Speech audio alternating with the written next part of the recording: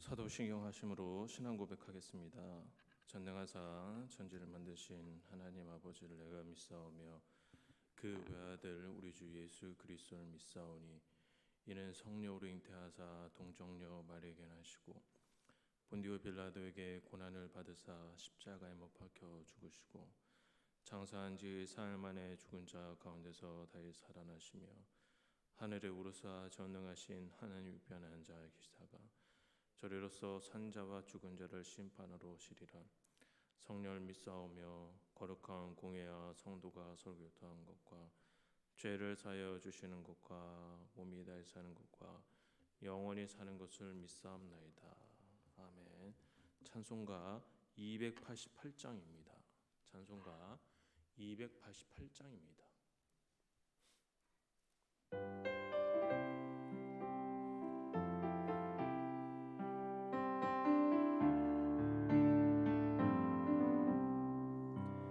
예수를 나의 구주 삼고 성령과 피로써 거듭나니 이 세상에서 내 영혼이 하늘의 영광 누리도다.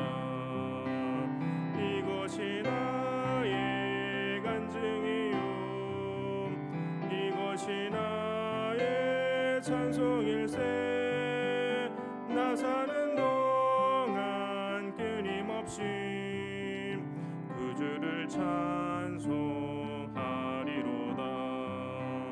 온전히 주께 맡긴 내 영 사랑의 음성을 듣는 중에 천사들 왕래하는 것과 하늘의 영광 보리로다.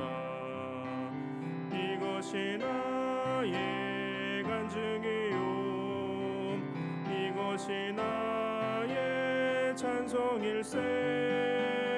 나 사는 동안 끊임없이 구주를 찬송하리로다. 주 안에 기쁨 누림으로 마음의 풍랑이 잔잔하니 세상과 나는 간 곳 없고 구속한 주만 보이도다. 이것이 나의 간증이요 이것이 나의 찬송일세. 나 사는 동안 끊임없이 구주를 찬송. 1절 다시 하겠습니다. 예수를 나의 구주 삼고 성령과 피로써 거듭나니 세상에서 내 영혼이 하늘의 영광 누리도다. 이것이 나의 간증이요 이것이 나의 찬송일세. 나 사는 동안 끊임없이 구주를 찬송하리로다.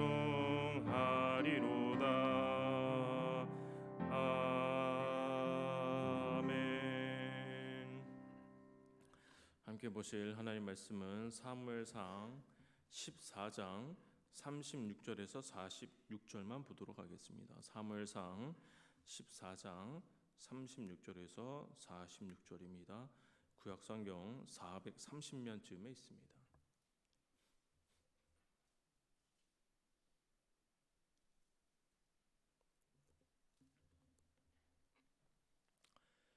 제가 봉독하겠습니다. 사울이 이르되 우리가 밤에 블레셋 사람들을 추격하여 동틀 때까지 그들 중에서 탈취하고 한 사람도 남기지 말자.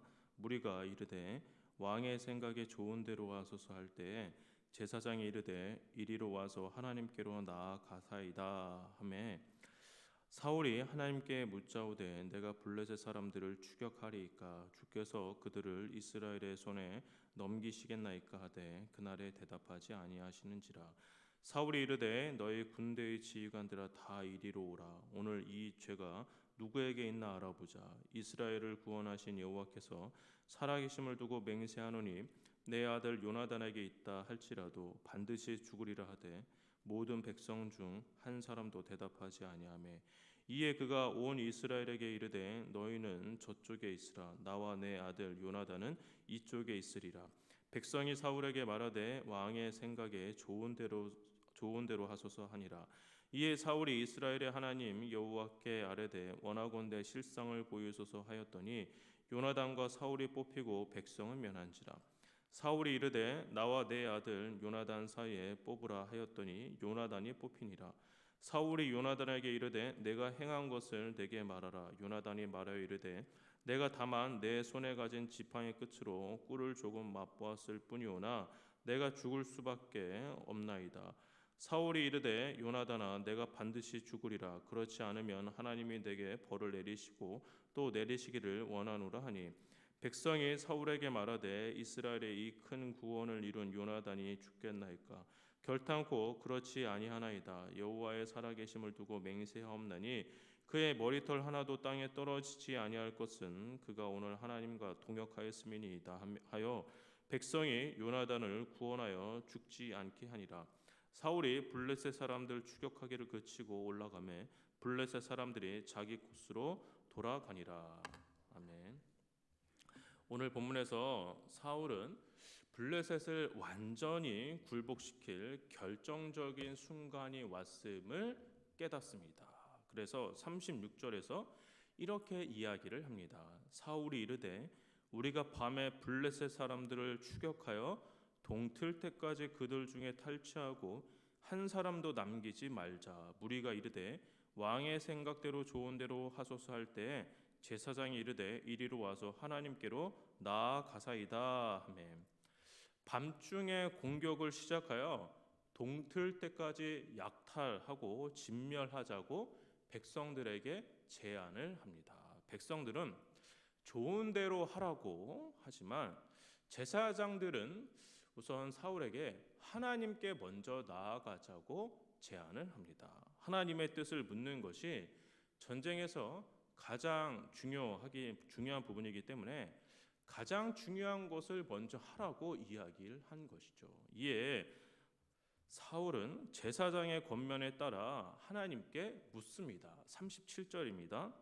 사울이 하나님께 묻자오되 내가 블레셋 사람들을 추격하리이까 주께서 그들을 이스라엘의 손에 넘기시겠나이까 하되 그날에 대답하지 아니하시는지라.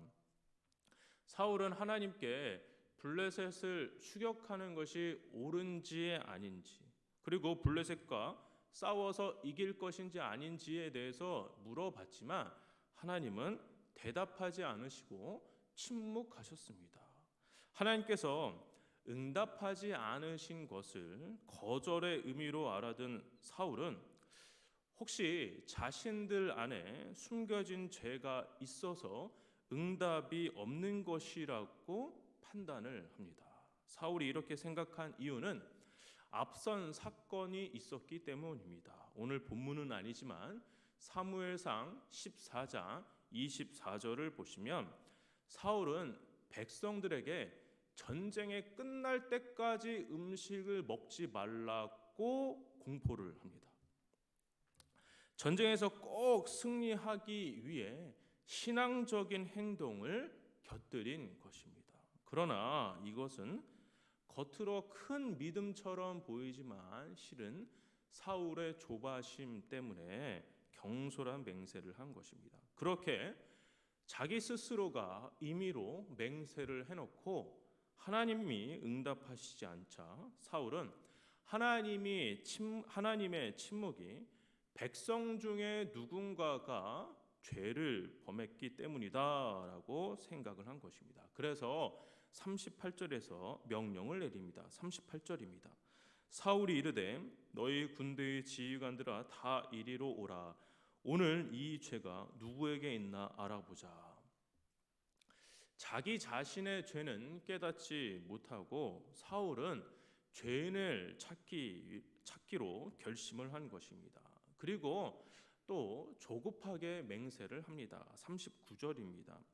이스라엘을 구원하신 여호와께서 살아계심을 두고 맹세하노니 내 아들 요나단에게 있다 할지라도 반드시 죽으리라 하되 모든 백성 중 한 사람도 대답하지 아니하매.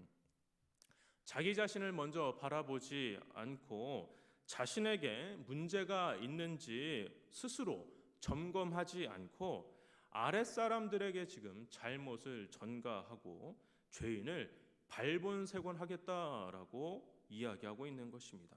그리고 하나님을 침묵하게 한 죄가 혹 아들에게 있다고 할지라도 이 아들이라고 할지라도 죽음을 피할 수 없다라고 이야기를 한 것이죠. 그렇게 사울은 또 대책 없는 맹세를 뱉어 놓았는데 전혀 생각하지 못한 일이 일어납니다. 42절입니다. 사울이 이르되 나와 내 아들 요나단 사이에 뽑으라 하였더니 요나단이 뽑힌지라. 요나단이 문제의 원인으로 죄인으로 뽑힌 것입니다. 요나단은 43절에서 사울이 명령한 금식을 알지 못한 채 꿀을 먹었다라는 사실을 토로합니다. 그리고 자신의 이제 아버지 사울의 맹세대로 죽을 수밖에 없게 됐다라는 것도 스스로 인정을 하게 됩니다. 요나단의 말을 들은 사울은 어떻게 반응을 했을까요? 44절입니다. 사울이 이르되 요나단아 내가 반드시 죽으리라. 그렇지 않으면 하나님이 내게 벌을 내리시고 또 내리시기를 원하노라 하니. 사울은 자기가 한 성급한 맹세를 돌아보지 않은 채 주저없이 생각 없이 아들에게 죽음을 선고하고 있습니다.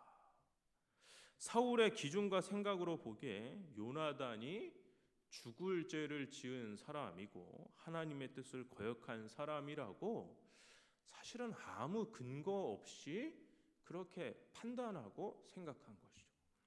지금 사울의 행동은 정상적인 행동, 정상적인 판단을 한다고 보기가 어렵습니다. 너무 감정적이고 너무 급하며 너무 이기적으로 행동을 하고 있습니다. 현명한 지도자라고 한다면 이때 측근들에게 물어봐야 합니다. 본인이 바른 판단을 하고 있는지 서로 이야기를 나눠야 합니다. 하지만 사울은 그런 과정 없이 자기의 생각을 그저 밀고 나갈 뿐입니다. 다행히도 사울 주변에 바른 말을 하는 사람들이 그래도 있는 것 같습니다. 45절입니다. 백성이 사울에게 말하되 이스라엘의 이 큰 구원을 이룬 요나단이 죽겠나이까 결단코 그렇지 아니하나이다.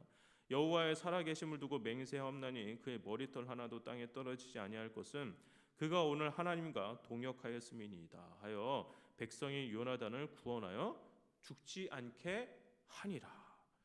맹세를 어긴 사람이 어쨌든 맹세를 어긴 사람이 요나단으로 드러났지만 이스라엘 백성들은 목숨을 걸고 하나님과 동역한 요나단을 죽일 수 없다라고 하면서 그를 죽이는 것을 막고자 하는 것입니다.